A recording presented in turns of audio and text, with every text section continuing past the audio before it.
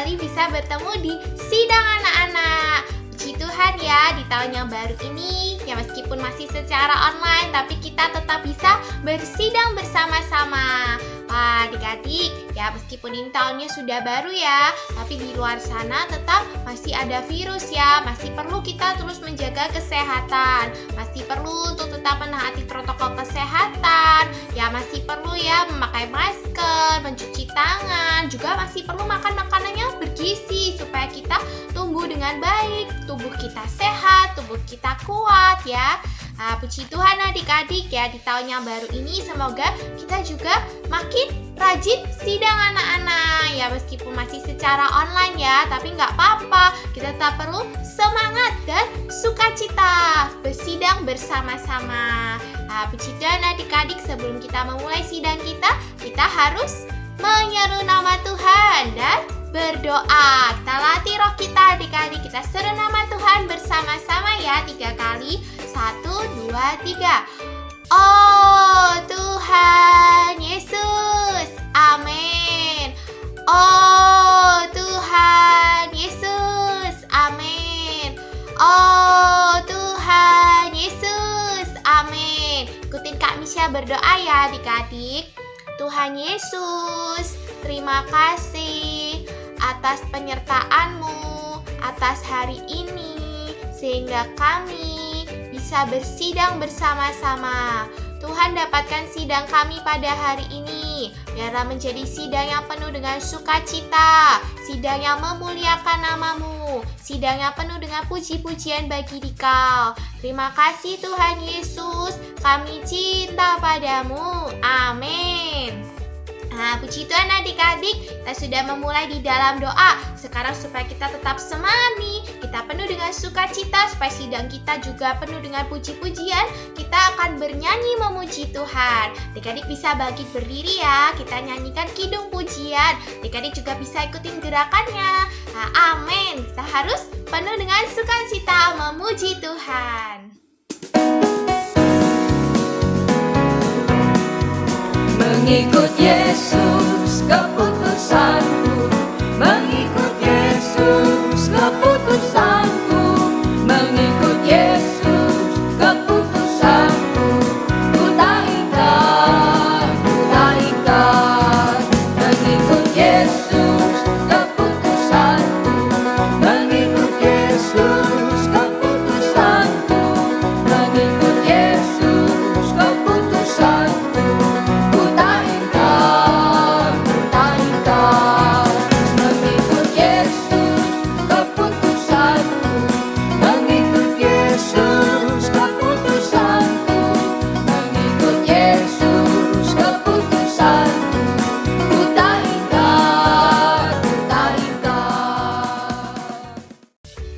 Puji Tuhan ya adik-adik, pagi ini kita sudah bernyanyi, berkidung, memuji Tuhan. Kita juga sudah berdoa. Nah, sekarang saatnya kita mendengarkan cerita. Hari ini kakak ingin bercerita tentang bagaimana Tuhan itu Tuhan yang mengasihi segala bangsa.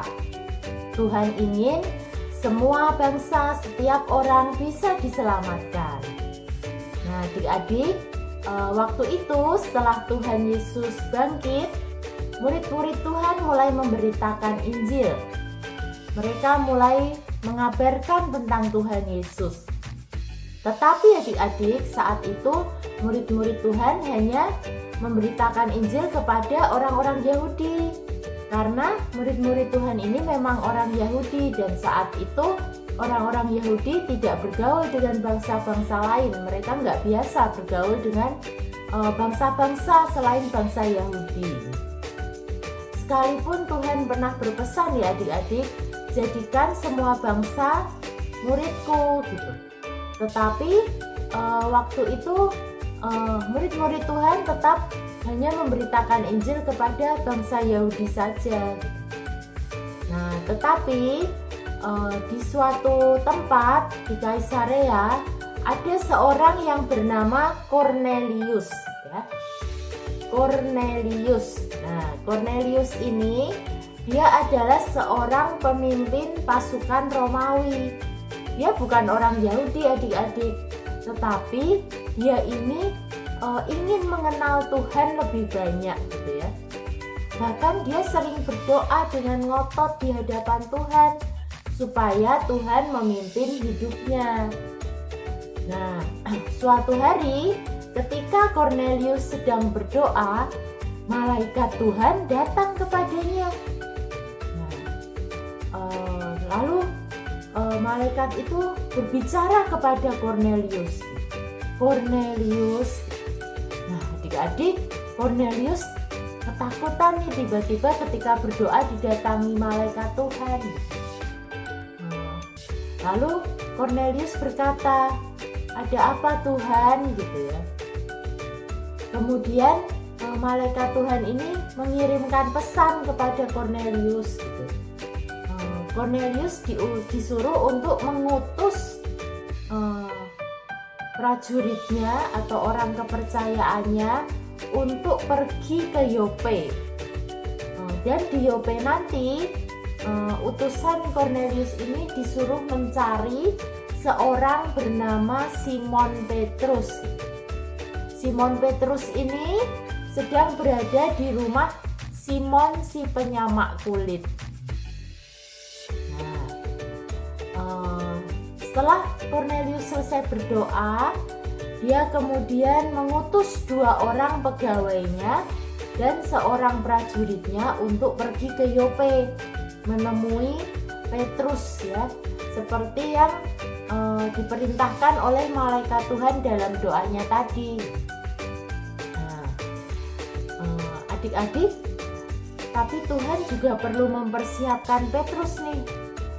Takutnya ketika utusan dari Kornelius sampai ke rumah Petrus menolak mereka gitu, karena mereka ini kan bukan orang Yahudi gitu ya. Nah, maka Tuhan pun perlu berbicara terlebih dahulu kepada Petrus supaya Petrus juga bisa menerima utusan-utusan dari Kornelius ini.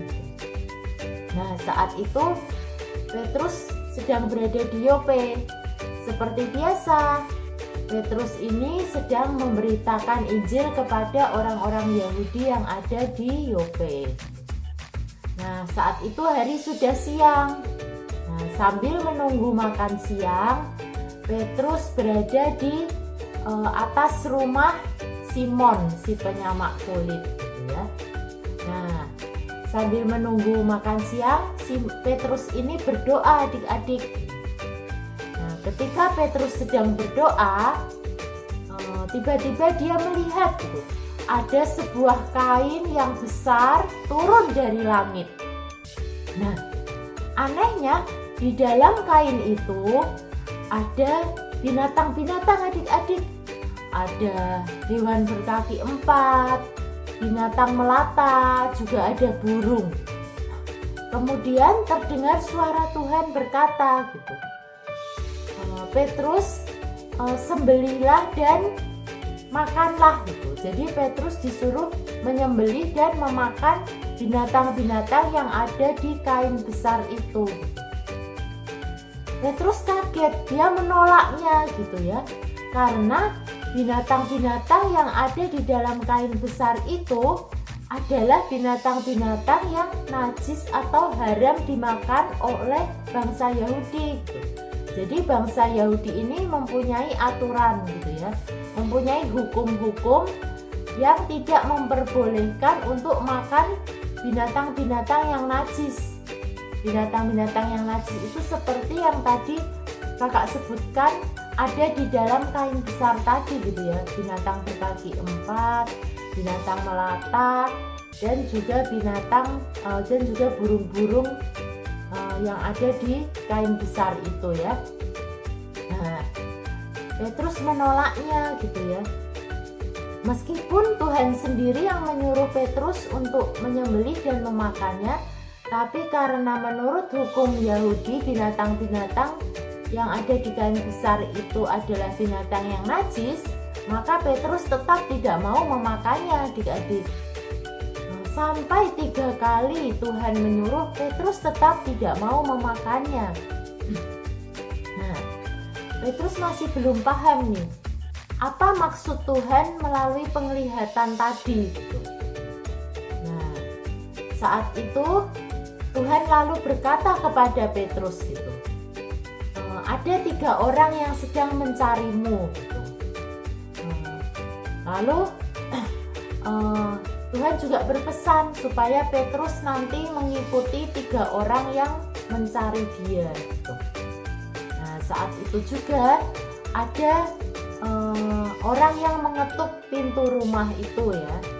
Nah, orang yang datang itu adalah 3 orang utusan Kornelius. Nah, ketika Petrus melihat mereka, Petrus pun akhirnya paham dengan apa yang dimaksud Tuhan dalam penglihatannya tadi gitu ya. Petrus paham bahwa Tuhan itu juga menghendaki bangsa-bangsa lain gitu, orang-orang yang bukan Yahudi gitu, yang semula Petrus anggap mereka ini bangsa yang najis gitu ya, tapi Tuhan juga ingin mereka pun diselamatkan.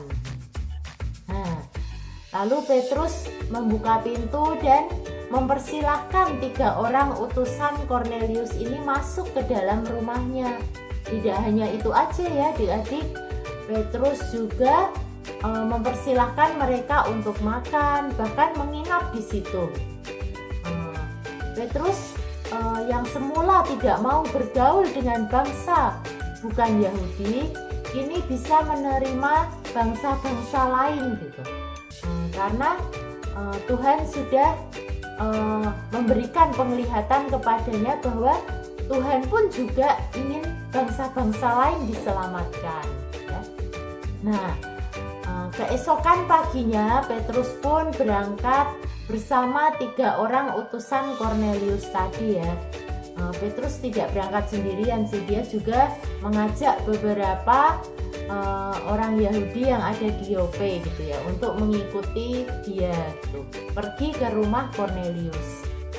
Nah, setibanya di rumah Kornelius, di situ sudah ada Kornelius beserta seluruh keluarga besarnya ya, bersama kerabat-kerabatnya, tetangganya gitu ya, sudah berkumpul di rumah Kornelius gitu. Nah, saat itulah Petrus masuk ke dalam rumah Kornelius dan memberitakan Injil di rumah Kornelius gitu. Dan Roh Kudus pun turun ke atas orang-orang yang ada di rumah itu gitu. Ketika melihat Roh Kudus turun ke atas orang-orang yang ada di rumah itu, yang ada di rumah Kornelius, Petrus pun semakin yakin gitu bahwa Tuhan juga berkenan kepada bangsa-bangsa lain untuk diselamatkan gitu. Nah, puji Tuhan ya adik-adik atas cerita hari ini gitu ya. Betapa Tuhan itu ingin gitu segala bangsa diselamatkan, semua orang, tidak hanya orang Yahudi gitu ya. Demikian juga dengan kita hari ini. Kita bersyukur ya, sekalipun kita ini bukan bangsa Yahudi gitu, tetapi Tuhan pun juga ingin kita diselamatkan gitu ya. Hari ini pekerjaan Tuhan, pemberitaan Injil tidak hanya terbatas kepada bangsa Yahudi, tetapi semua orang, segala bangsa bisa mendengarkan Injil dan diselamatkan. Nah, adik-adik, kita pun juga perlu menjadi anak-anak yang mau memberitakan Tuhan Yesus kepada semua orang gitu. Kita bisa menceritakan tentang Tuhan Yesus kepada teman-teman kita di sekolah, teman-teman main kita ya, melalui sikap hidup kita. Kita rajin belajar, kita hidup dengan jujur di hadapan Allah. Nah, saat itu kita juga mempersaksikan Tuhan Yesus di dalam diri kita kepada semua orang ya. Jangan takut untuk memberitakan Tuhan Yesus kepada semua orang. Jangan takut untuk berseru kepada nama Tuhan dimanapun kita berada. Amin. Semoga kita menjadi anak-anak yang senantiasa membuka mulut kita untuk memberitakan Tuhan kepada sekeliling kita. Amin. Puji Tuhan ya, cerita kakak sampai di sini. Kita lanjutkan dengan menghafal ayat. Amin. Nah, adik-adik, bagaimana nih dengan cerita yang sudah dibawakan oleh Kak Citra tadi? Seru banget ya, kita jadi tahu nih bahwa Tuhan Yesus mengasihi semua orang tanpa terkecuali, entah kita dari mana atau kita orangnya seperti apa, tetapi Tuhan mengasihi kita. Tuhan mengasihi semua orang. Maka dari itu, kita juga perlu nih menjadi orang-orang yang memberitakan kepada semua orang bahwa Tuhan Yesus mengasihi mereka. Tuhan Yesus mengasihi semua orang. Nah, supaya kita semakin ingat nih dengan cerita hari ini, Kak Keisha ajak adik-adik menghafal satu ayat nih, yaitu di Perjanjian Lama, di kitab Mazmur pasal 9 ayat 12. Isinya, bermasmurlah bagi Tuhan yang bersemayam di Sion. Beritakanlah perbuatannya di antara bangsa-bangsa. Sekali lagi ya, Mazmur pasal 9 ayat 12. Bermasmurlah bagi Tuhan yang bersemayam di Sion. Beritakanlah perbuatannya di antara bangsa-bangsa. Nah, adik-adik, hari ini melalui ayat hafalan kita, Tuhan memerintahkan kita nih supaya kita memberitakan Tuhan yang mengasihi semua orang. Gak harus kita kasih ayat hafalan, gak harus kita cerita firman panjang lebar adik-adik. Hari ini kita bisa memberitakan Tuhan dengan tingkah laku kita, dengan cara berpakaian kita, dengan raut wajah kita bisa memberitakan Tuhan. Misalnya nih, hari Minggu, hari libur, weekend, teman-teman kita pada jalan-jalan. Tetapi apa yang kita lakukan? Sebagai anak-anak yang mengasihi Tuhan, kita mengikuti sidang anak-anak. Kita mencintai Tuhan, juga mencintai sidang-sidangnya. Terus misalnya kalau teman kita lagi cemberut, dia marah-marah, terus banting pintu atau nggak mau ngomong. Tetapi ketika kita misalnya lagi sedih, lagi marah, yang kita lakukan apa? Kita menyeru nama Tuhan. Nah, adik-adik, dengan demikian kita juga bisa memberitakan Tuhan kepada teman-teman kita.